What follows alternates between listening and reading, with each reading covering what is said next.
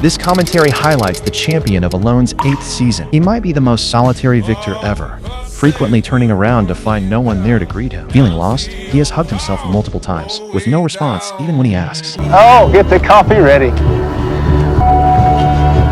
Confronted by the indifferent camera, this is the tale of a truly solitary champion. He never shows fear when confronting grizzly bears and dares to face mountain lions head-on. Seeing him with a deer leg was astonishing. I'll now delve into a 14,000-word, 40-minute breakdown of Clace's championship journey in this tough terrain. Please like and subscribe to my channel for support.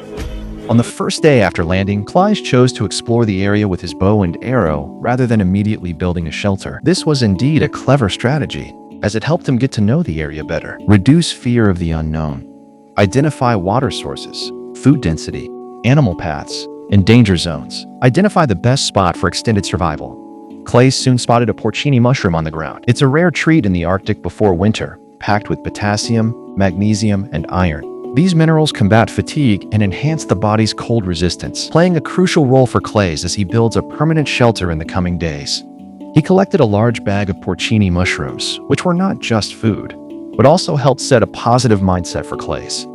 I believe that fortune favors those who plan ahead, as Clace did during his exploration. He was surprised by misty mountains and pine trees. Realizing that this would be an excellent hunting spot, his pace began to slow down as prey appeared ahead. In an instant, Clace appeared with a grouse, turning his first meal into a chicken and mushroom stew, skillfully hitting the bird with an arrow in the thick forest. His expertise stems from his everyday life. Clace and family thrive in wilderness, expert in identifying edible plants. Hunting skills are exceptional. At home, he crafts his own bows and arrows, and with his outstanding hunting abilities, he fills the family freezer with food to feed everyone. Upon reaching the shore to deal with the grouse, Clace wasn't too thrilled about the catch, because he knew one grouse wouldn't last for long, and the real tough days were just beginning. Bulletus stew with grouse was the wilderness's first gift to Clace, and the first acknowledgement of his courage. Clace set up the pot to stew the grouse, worried that its smell might attract black bears. Since bears can detect food from 20 miles away, his fears were justified. The sound of branches snapping behind him left him in awe. Thinking it was merely a branch falling, a growing chill crept up behind him. Upon closer inspection, he grasped the gravity of the situation. Seeing Clace instinctively reach for the bear spray twice, I knew this was no ordinary situation. A mountain lion was staring intently at him. Clace stood just 20 meters from the mountain lion, a creature highly attuned to movement. When they sense motion nearby, they are more likely to attack. The mountain lion's eyes locked onto him like two knives, and the air instantly froze. This top predator's intimidation was no less than that of a bear. The beast's presence was suffocating, terrifying an average contestant. Yet, Clace, as tough as Roland, stood firm against the mountain lion. Under the predator's gaze, while others would avoid it, he charged forward, trying to hunt a mountain lion. At a time when people have long abandoned the wild, living solo in the wild defies convention, mirroring Clace's fearless risk-taking. The brave mindset of entering the tiger's den fits well, yet I must caution that if that mountain lion truly attacks, an unarmed human stands little chance. Courage might drive someone to act, but bravery doesn't alter the wilderness's rules. Cherish life, and please don't imitate recklessly. That night, the sky roared with thunder as Clace lay awake in his tent. The piercing thunder seemed to remind him that the wilderness shows no mercy to anyone. Suddenly, it was day 5, and Clace woke up hungry at 6 a.m. The relentless rain over recent days highlighted the vital need for a perfect shelter in the wild. At dawn, Clace plans to fish by the shore. On the second day, he crafted a fishing rod from a tree branch. Observing Clace's rod crafting, his resilience matched his creations. Confronting obstacles strengthens Clace. At dawn, he went fishing. Being alone isn't too hard. In my job, I often travel for months, as long as I have enough food. Clace is confident he can endure this challenge until the end. Finally, at dawn, Clace caught his first fish. There's the very first fish that it caught. When he showed the fishing rod to the camera, I was completely impressed. He ingeniously fashioned a fishing lure from scrap metal and landed a 2-pound rainbow trout. With the rainbow trout as breakfast, his mood today was as delightful as the scenery before him. On the 7th morning, Clace appeared with pink shorts, aiming to imitate Amos from Season 7 by using them for fishing. He tied the legs tightly to make a fish bag and wearing it on his head gave him a lively appearance. Lately, Clay's caught a lot of fish and worried the smell might lure black bears. He opted to hang the leftover fish meat on a tree to keep it safe. With these fish as a food supply, while constructing the permanent shelter, Clay eagerly tackles the task with determination, and through his hard work, the jungle cabin shelter quickly took shape. The spruce trees nearby sped up the cabin construction, saved time. Winter temperatures at Chilco Lake can plummet to -40 degrees. Considering the harsh, extreme cold weather, Clay stuffed moss into the gaps of the cabin. While the cabin provided some shelter, Clay needed more warmth, so he crafted a rock fireplace. Rocks have a higher heat capacity than wood, and the wide chimney helps smoke escape efficiently. In later seasons of the Wilderness Survival show, many contestants build fireplaces for warmth. When building a fireplace, we can follow Clay's example by removing the bark from above the chimney outlet. The outer bark gathers heat and is highly flammable, so taking it off the chimney opening helps prevent fires. To reduce fire risk, Clay built a stone fireplace and lit a fire in the shelter. Despite the fire producing a lot of thick smoke, the shelter remained unaffected as smoke vented through the chimney. The fireplace was Clay's reliance to endure cold nights. And during the winter, the Arctic Circle's winter nights can last up to 18 hours. On solitary nights, the fireplace's glow and crackle offer solace. Clay's jungle cabin is perfect, but the shelters built by other contestants are also commendable, with Bim being the fastest at constructing a shelter. He aimed to construct a lean-to cabin, mindful of the nearby black bears. Only a sturdy cabin can provide him with a sense of security. The logs had to be large enough to withstand black bears. Tim opted for 30-pound logs for the build, a fitting choice given his drilling background. Having grown accustomed to intense labor, building a simple log cabin like this was no challenge at all. However, he completed the construction of this cabin in less than a day, which truly amazed me with its speed. Jordan, another contestant, constructed a similar slanted shelter using dozens of kilograms of logs. Anyone who has chopped wood knows just how exhausting it is to cut down a log like this. Building a wooden shelter this size usually needs about 2,000 pounds of logs. Most contestants can't shake the fear of bears while building their shelters. Those very bears instilled in him the confidence to build the ideal shelter. Thanks to Jordan's careful work, each piece of wood in the cabin was cut to the same length. Once the cabin's main structure was finished, he cut out a space for the door. So far, a small cabin has been basically completed. Jordan also constructed a bed using small branches. Judging by its quality, it's unclear if it'll hold up overnight. During the shelter's construction, Jordan managed to secure both food and labor. He caught a large trout. The trout fed Jordan for 3 days, and he's among the few who can make stew from fish heads. He smoked all the remaining fish meat, truly making the most out of this trout. After a hearty meal, Jordan went on to build a door for his shelter. With the door installed, Jordan's shelter was now fully complete. This jungle cabin shelter could indeed be described as an epic, perfect refuge. In terms of shelter construction, Michel takes a unique path. He plans to build a trapezoidal shelter, which is relatively simple. He set up 2 tripods and placed a log between them as a beam. Next, he just needs to lay the wood evenly and cover it with a tarp. However, such a shelter is rather basic. As a top-tier builder, he certainly wouldn't settle for living like this. Michel covered the shelter with spruce branches and sealed one end with wood. What surprised me was that Michel also built a separate hearth for cooking. The effort put into this hearth is comparable to that of a permanent shelter, deserving of the Wilderness Construction Champion title. Besides, Colt amazed me. It's his 4th day in the challenge, and Colt is the only contestant without a fire starter. His initial attempts at fire making exhausted him, making food supply crucial. He didn't spend much time on a permanent shelter, but immediately planned to build a raft for fishing. Not many participants in the survival challenge construct rafts, usually taking a week to complete. But Colt built his raft in just 5 hours. Though it looked simple, after testing it, he found its stability far exceeded his expectations. In the following days, whenever the weather was good, he would go out on the raft. He felt like he was on vacation in the wilderness, briefly forgetting about the survival challenge. When bored, he'd paddle the raft out to fish in deep waters, now only missing food. Colt plays in the wilderness and enjoys the wilderness while playing. The raft successfully caught him a fish, a lifestyle any champion would envy. Yet this is a rare case. The others focus on crafting ideal shelters. Vic immediately invested in constructing a permanent shelter from the start. With a higher body fat percentage, he could withstand the initial physical exertion. Vic's permanent shelter. It's the largest one this season, requiring the most logs to be cut. He uses peeled logs to construct the roof, effectively reducing the risk of the tarp being punctured by the wood. After completing the wooden structure, Big considered the strong winds by the shore. Therefore, his shelter must have good wind-blocking capabilities. Rather than using moss to seal the log gaps, he lined the shelter's windward side with plenty of spruce branches. He surrounded the shelter with rotting tree stumps, adding an extra layer to shield against the wind. Once the main shelter was built, focusing on the interior was just as crucial. Bick wanted to build an elevated bed, which could be made simply by stacking wood and planks to form a wooden bed. Lying on the wooden bed was uncomfortable, so he gathered spruce branches. Place spruce branches on the wooden bed for a mattress and use a tarp to waterproof the roof. Some shelters are deemed finished, while others will be enhanced gradually. Bick's cabin stands out for its size and impressiveness. The other contestants are also quite capable. Teresa picked a great lakeside spot. Chilly winds by the lake and freezing temperatures winter will bring, while still wanting to savor the daily beauty, balancing the need for warmth and views. A typical log cabin wouldn't do, so she decided on a semi-underground shelter instead.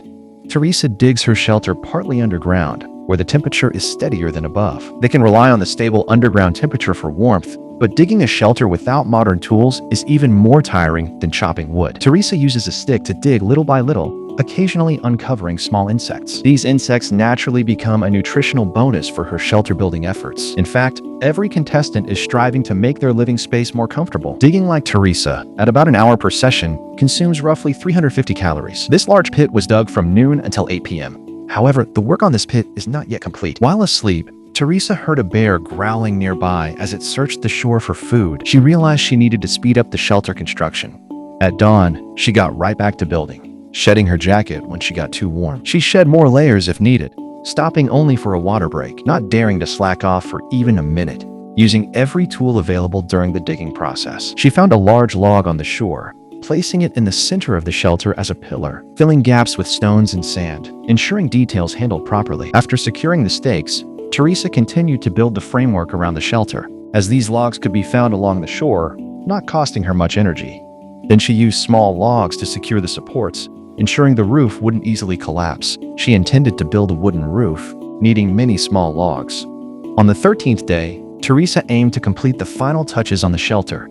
She intended to use the dugout soil for the roof, but first, she planned to use dead wood for the roof, similar to Bick's shelter method. Using deadwood as windbreaks proved effective, but demanded a lot of bark. Luckily, spruce trees were abundant here. Teresa easily gathered a lot, and after laying a layer of bark on the roof, she evenly spread the collected pine needles around the roof. Building an epic shelter is not as simple as it looks in videos. Every step and detail needs to be refined. If something isn't ideal, adjust and reorganize. She included a spot for a fireplace and chimney. Once the exterior is done, the next step is refining the shelter's interior. A comfortable bed is essential. Teresa built a wooden frame. Then she laid wood on the frame to make a small wooden bed. Even in the wilderness, creating a perfect and comfortable home requires planning. After 10 busy days, she found a moment to relax today. But this long survival challenge has just begun. Back to Cress. Today's strong winds made Cress realize the limitations of relying solely on fishing for food. The wind rendered the gill net ineffective, and the poor weather significantly lowered fishing success. Cress thinks hunting big game is the only dependable way to get meat. Long-term food is constantly on my mind. Being able to shoot a deer is the only way that I'm going to be able to make it till the end. So I'm going to go deer hunting.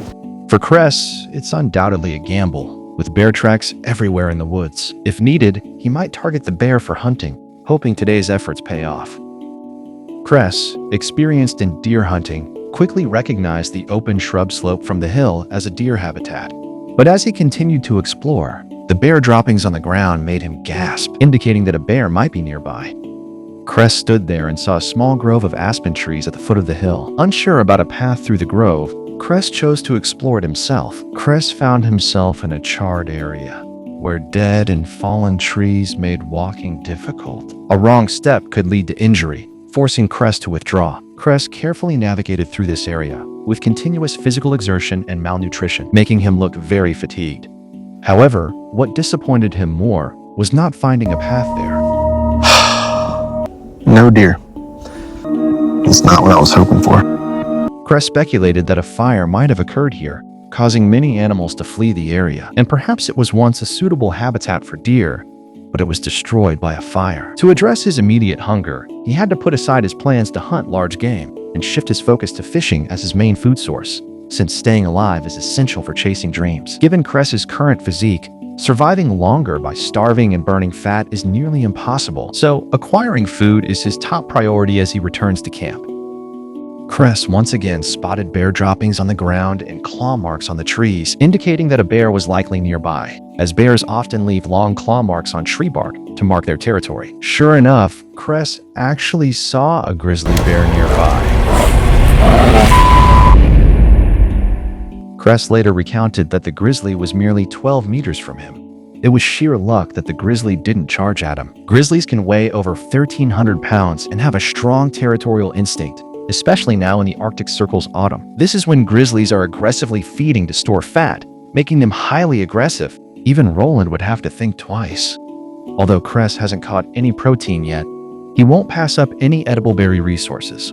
The weather is still warm, and storing them in the shelter would spoil them quickly. He plans to store the collected berries to the west. Leveraging the river's natural airflow, cold air descends to keep food fresh. Clyce chose a spot on the west side and dug a pit, a technique passed down from his great-grandmother. When he lived in Florida as a child, his great-grandmother used this method to keep milk fresh. He never imagined this method would be useful now. The newly dug hole was damp, so he gathered some wood and moss. Clyce placed the wood inside the hole to make a wooden box. He lined the bottom with moss for insulation. She gathered a gallon of cranberries and vinegar today, which can serve as emergency food and provide some sugar. So even if he can't catch large game, he can at least survive for a few days on these berries. It was the 17th day, early in the morning. Clyce mentioned he had a strange dream last night, dreaming of ordering food with a child in a restaurant. He woke up as the waiter approached to take the order, seemingly crazed by hunger. Now, Clyce is tightening his belt to get by, and until he hunts large game. He has been trying to fish, but it seems the old man hasn't favored this skinny guy. The fish keeps slipping off the hook, and if this keeps up, he'll struggle to keep his shorts on. Due to fish slipping off the hook, Clyce crafted a landing net to scoop the fish out of the water before they escape the hook. Clyce made a ring with branches and then wove a net with fine thread over it. These threads were part of his gear, and weaving the nets was a manageable task. And in just over 2 hours, Clyce had woven a fishing net. With this net, Clyce regained his confidence in fishing. He tried fishing by the shore again, as fishing remained his main source of food until he could hunt large game. Clyce stood on the rocks, with his net just reaching the water's surface, making it easier to scoop up fish when caught. Just as Clyce was ready to fish, the line suddenly dropped into the water. Fortunately, it was just a scare without any real loss. After reorganizing, Clyce started fishing again, but after more than an hour, no fish took the bait. Luck appeared to be against him today. Despite his urgent need for food, Clyce remained determined to survive 100 days despite his condition. Relying on others was impossible. Hunting large game remained his survival goal. Every day, he spent some time hunting, being a professional hunter. Clyce loved jungle hunting the most, moving quietly through the forest, pausing to listen to the sounds around him, as even the slightest noise could indicate an animal's presence. Hunting often required patience, and just when he was at a loss, spotting deer droppings on the ground shifted his hunt. Clyce immediately became alert, as the deer was likely nearby. He saw many deer tracks here, indicating it was probably a deer habitat, but he didn't spot any deer. His first thought was to return to camp immediately, minimizing disturbance here, so he could hunt here next time. Clyce returned to camp around 6 p.m. Today's discovery gave him much confidence in hunting deer. That gives me a little bit of confidence that we're gonna have some deer here. That gives me something to look forward to. So far, Clyce hadn't eaten meat for 14 consecutive days. His desire to hunt deer grew stronger, as catching one would not only provide ample food for survival, mark a triumph of survival spirit.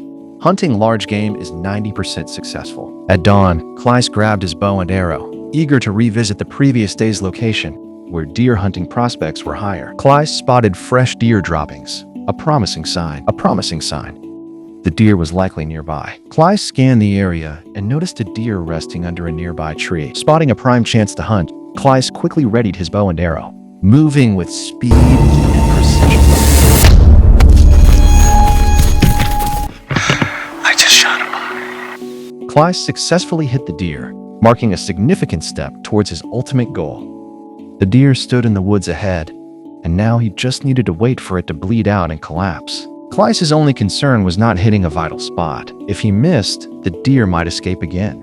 As time passed, Clyce felt both excitement and anxiety, eager to check the situation. He judged from the bloodstains on the grass that the deer was seriously injured.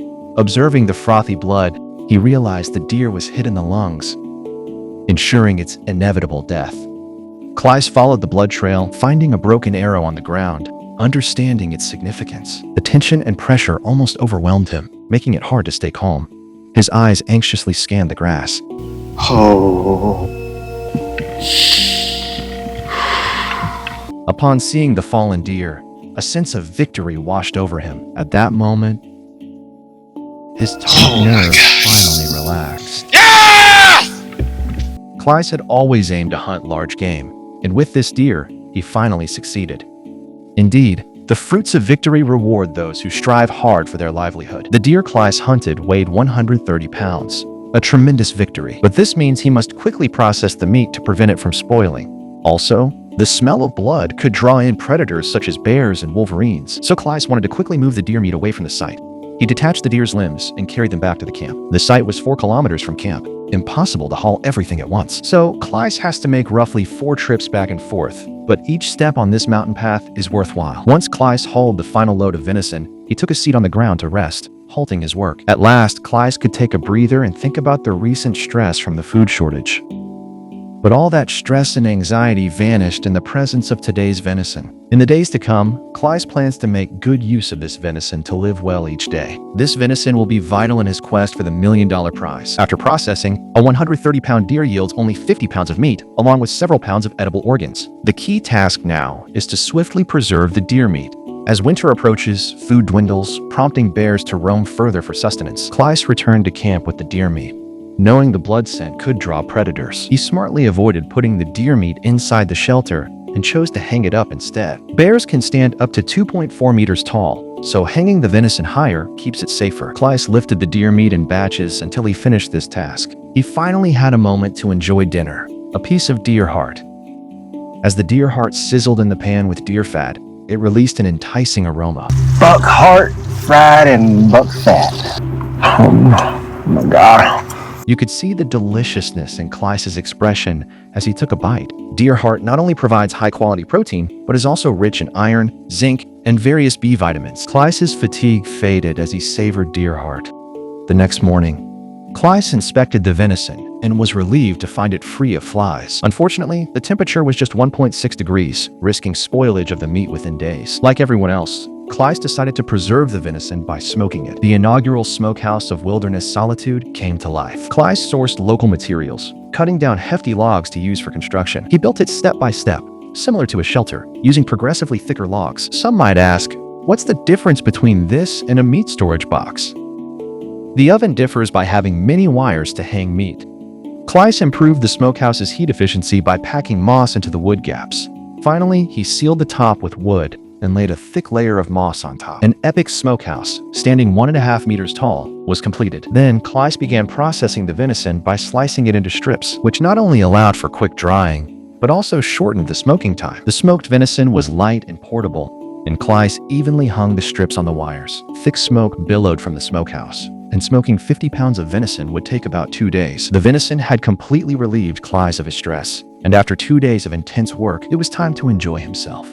He now had the interest to appreciate the beauty of the wilderness. A rainbow appeared over the lake, and from his perch on the hill, Cleis felt as if he could reach out and touch it. If Cleis were munching on a deer leg right now, it would be quite a sight. At this moment, Cleis feels more confident about the upcoming survival challenges.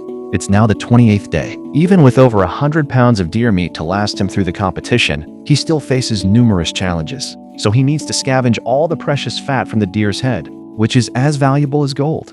The fat from the deer's lip and ears will keep him going for a couple of days. There's also fat between the bones and meat that should keep him energized for 2 days. After collecting the fat, he uses the eyes and mouth from the scalp. He fills it with moss to craft a leather doll, squandering valuable leather that could have been stewed for 3 more days of sustenance. Cleis hangs the finished deer head doll in his shelter, curious if he'll get a fright when he wakes up at night for the bathroom. Besides the fatty deer skin, the skinned deer head is a valuable find, and the deer brain is an incredibly delicious delicacy, a high-nutrient food source rich in fat, protein, and essential fatty acids, especially in cold environments. Fat is vital for keeping warm and supplying lasting energy. What surprised me was that he smeared the entire pot of deer brain on the deer skin. What a waste. Clay spread the deer brain on the skin, using its fats to soften the leather, mainly to make a deerskin chair, which is quite luxurious. He's not just smearing deer brain, it's like spreading pure white dollars. On the morning of day 31, the deer meat lured in a grizzly bear. Clay stepped outside with a headlamp to assess the situation, scanning the area. Due to the dim light and the darkness, he couldn't see anything clearly, but he could distinctly hear the breathing of a grizzly bear. There's no doubt about his courage. He headed back to the shelter. Aware that the creature outside was unusual, he decided to wait until daylight to investigate. Winter had subtly settled in the Arctic Circle, and when daylight came, Clay's plans to check out the area nearby. Upon reaching the shore, he discovered bear tracks, and they unmistakably belonged to a grizzly bear. This spelled trouble. If the grizzly kept nosing around the food, it could very likely attack Clay. Worse still, Clay's found grizzly bear footprints less than 30 meters from his shelter. The footprints indicated the bear could weigh more than 600 pounds. It had quietly moved past Clay's shelter to the shore the previous night. If the grizzly bear returned, Clay's could be in grave danger. For safety, Clay set up a warning line at the smokehouse. The alarm was rigged with a bear horn that would blare if the grizzly brushed against the wire. To win the competition, Clace must protect the deer meat. I want to win this thing. I need this meat and deal with a grizzly bear to protect this meat. Although Clyde now has a large amount of deer meat, how much should he eat daily to survive the longest? He divided the deer meat, eating 56 grams of jerky daily. Relying just on deer meat wouldn't last him, so he aimed to keep fishing, and he needed to fish every day. A 56-gram portion of jerky only provides 150 calories, but Clyde needs at least 2,000 calories daily to maintain his weight, so the remaining calories must come from fish, though fishing is quite dependent on luck. No fish. On the morning of the 33rd day, Clays discovered that the deer hide had frozen solid. He started to see how crucial the deer hide was, since the leftover deer meat wouldn't be enough to secure a win in the competition. As winter set in, the berries vanished from the ground, and the mushrooms he once gathered were no longer available. Fishing became his only source of protein, but he hadn't caught a fish for a whole month. An unseen stress loomed, particularly if he kept failing to catch fish in the days ahead. Depending only on deer meat wouldn't sustain him until victory, and while fishing, the creature that had disturbed his sleep finally showed up. A grizzly bear, roughly 600 pounds, strolled along the shore. You might question whether hunting a bear beats failing at fishing. Not everyone is as brave as Roland to hunt a bear. Fishing feels safer, but sometimes trouble finds you even if you don't seek it. The grizzly bear unexpectedly turned and walked towards Clay. I was even more surprised when Clay's, terrified, scrambled up a tree. Life is precious. If you encounter a bear in the wild, it's advisable to hide first. Here, I want to speculate. If Clays took a gamble and shot an arrow at the grizzly bear, hitting it, and the bear retaliated, could Clays make a successful getaway by diving into the water? Feel free to discuss this speculation in the comments section. Clays traced the grizzly bear's trail, curious about its origin. As he walked, the path started to look familiar, and it hit him when he spotted his shelter. That sucker was coming for a visit, man. Clays kept tracking the footprints, and the grizzly bear had arrived at the berry burial site, even stepping on top of them. Fortunately, it didn't find the berries. Clays was puzzled by the grizzly bear's visit. By day 35, Clays stretched the deer hide with ropes, intending to transform it into a chair. The chair looked unique, and he sat on a wooden chair holding a cup of hot tea, leaning against a dried deer hide, with sunlight on his face, with a stunning snowy view ahead. It was an idyllic moment, but just then, the grizzly bear appeared nearby. What in the world is that? I just saw the bear walking down the beach. See him again. Clays knew that as long as the bear was alive, it would keep causing trouble for him. Since the bear wouldn't leave him alone, Clays grabbed his bow and arrow to start hunting it. He went to the shore to check but didn't see the grizzly bear. Then he walked towards the forest looking around for the grizzly bear. But at that moment, the grizzly bear was just 3 meters from Clays, but it bolted before he could even react. This scene not only didn't frighten Clay, filled him with excitement and thrill. Hunters are a different breed, daring to face mountain lions and grizzly bears head-on. But Clay didn't plan to give up hunting the grizzly bear. He kept searching along the shore. Hey, bear! Hey! It's worth mentioning that if a grizzly bear senses danger, it can attack humans. And even if hit by an arrow, it's hard to be fatal. The bear's thick skin and fat prevent an arrow from penetrating deeply enough to incapacitate it, so it's advised not to imitate easily. In the film, the grizzly bear repeatedly visited Clace's camp in search of food, disrupting his usual survival routine. Clace had to resort to using a bow and arrow to hunt the grizzly bear, a reminder not to try this lightly. Afterward, Clace mentioned he wouldn't go after the grizzly bear again. Yep, that's close enough for me. Won't be tracking another one down. Time quickly moved to the 45th day. Clace collected moss from the ground. His shelter had developed cracks. Clace planned to use the moss to patch up his shelter, but first, he decided to create an archery target with it. He stacked the moss by a tree stump and practiced shooting his bow from over 10 meters away, pretending to hunt a bear. Next time he sees a bear, he'll start fighting back. But before hunting the bear, Clace still wants to seize the time to fish. For Clace, fishing relies heavily on luck, prompting him to try a new approach. Having never used a gill net for fishing, he came up with the idea to use one. Clace decided to build a tripod platform by the shore. His construction skills were still sharp. Using a tripod to cast nets is not uncommon among contestants. This season, Nate had already built a fishing platform. He had a long-term fishing plan by the 14th day. There were many dead trees by the shore, and he used them to build a platform that extended further into the lake. He crafted a support frame, carried 2 hefty logs, and waded into deeper waters holding the frame tightly. Because of the strong shore waves, the frame unexpectedly broke during transport. It seemed clumsy, but for a tough contestant surviving solo in the wild, Nate took a minor hiccup in stride and began reconstructing the platform. After a second modification, Nate shifted the frame into deeper water, and it worked well this time. Next, he just needed to place the long logs on the frame to form a platform. The extended platform made fishing and net casting easier, but Clace built it primarily for setting up the gill net. Just as Clace was working, a wild duck conveniently appeared nearby. Clace was curious about the taste of duck meat, so he drew his bow to hunt the duck. However, the rough waves caused Clace to miss the hunting opportunity. Just as he was about to raise his bow again, the duck flew away, a lost opportunity. Like a duck, escaping just in time. Although a duck doesn't provide much meat, a successful hunt can have a very positive psychological impact on the contestant. Clace quickly moved past the disappointment and refocused on fishing. He used ropes, gill net, and pulleys to easily cast and retrieve the net by simply pulling the rope. With handy fishing tools, things became more convenient. This gill net became Clace's greatest hope. On the 48th day, hurricane made its first landfall at Chilco Lake. With the storm's eye nearby, Clace eagerly shared live updates from the scene. Reporting to you from Pine Grove, Hurricane Chilco is about to make landfall, and the winds are extremely strong.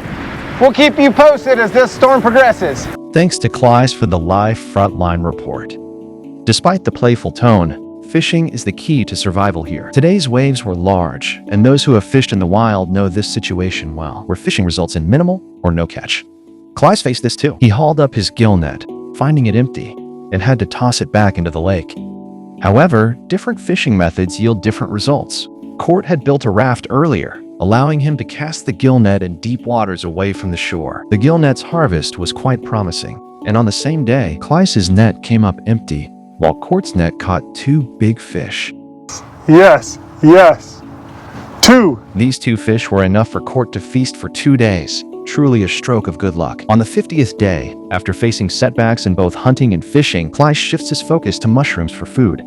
Early in the morning, he searches the jungle for mushrooms, hoping to find matsutake, a prized delicacy. He dreams of venison stew with prized matsutake mushrooms. Clace inspects the gill net daily by the shore, yet it yields no catch. It's not quite right to call Clace inexperienced. Seasoned fishers might see that. Clace is situated in a vast, shallow water area along the shore, a challenging spot for fishing. Despite the difficulties, Clace never gave up. He tweaks the fishing setup and throws the net back in the water again.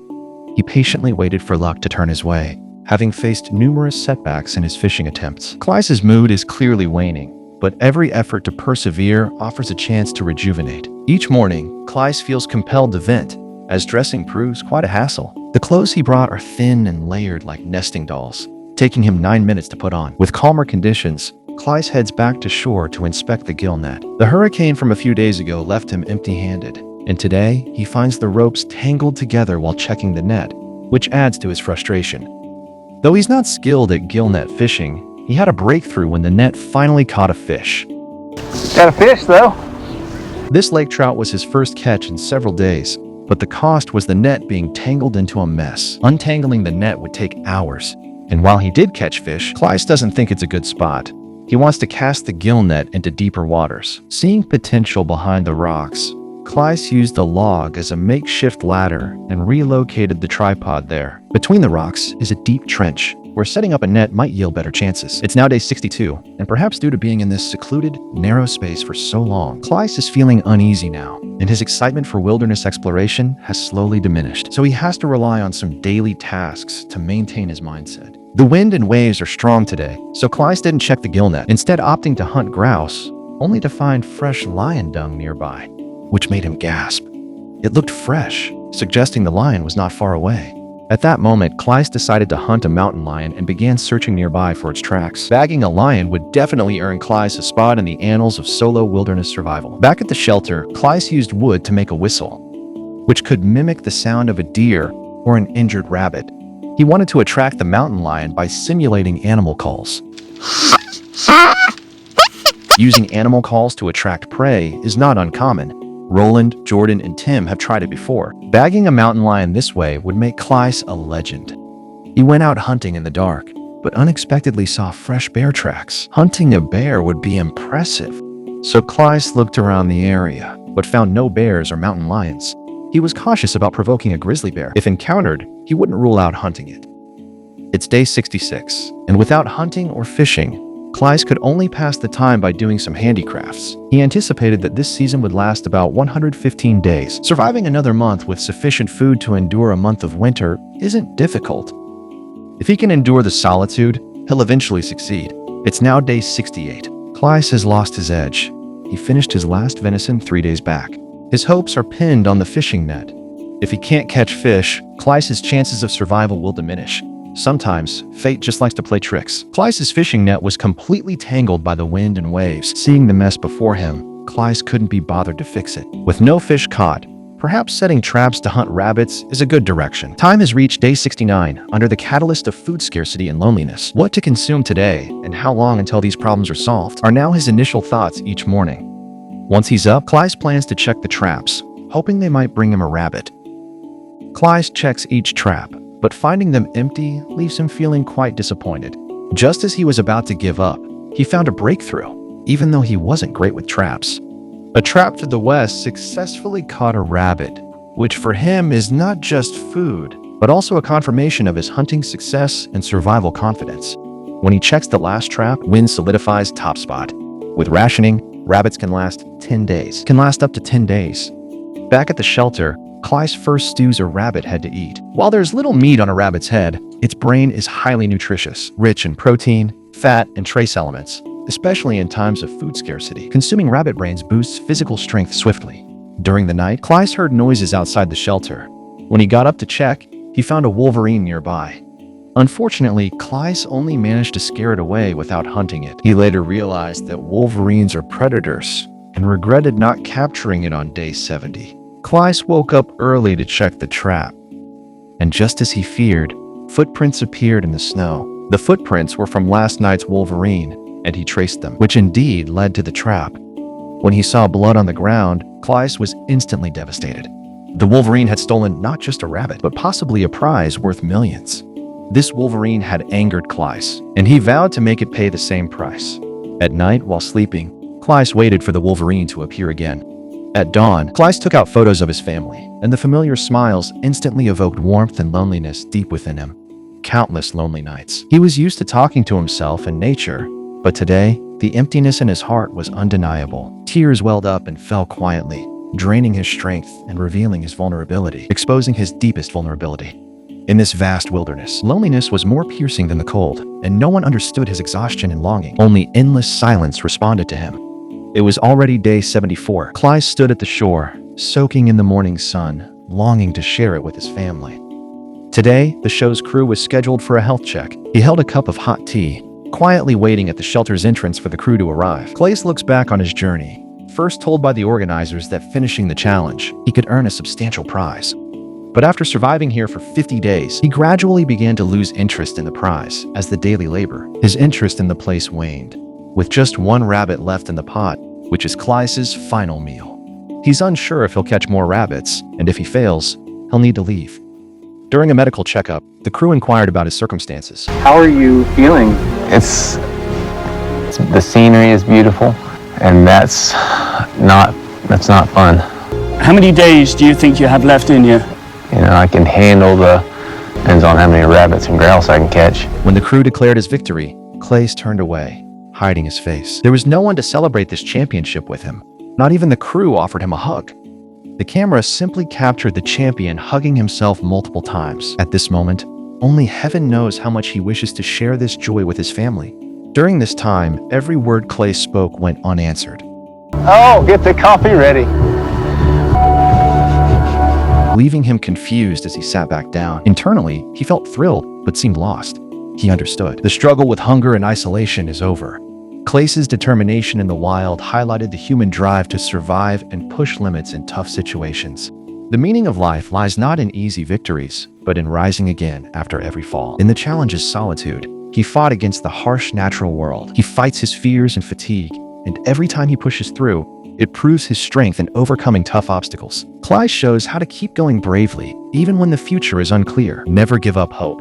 Always believe that you can make it to the end. Alright, this concludes the champion episode of the video. Thanks for watching. Please like, subscribe, and support the channel. Catch you in the next episode.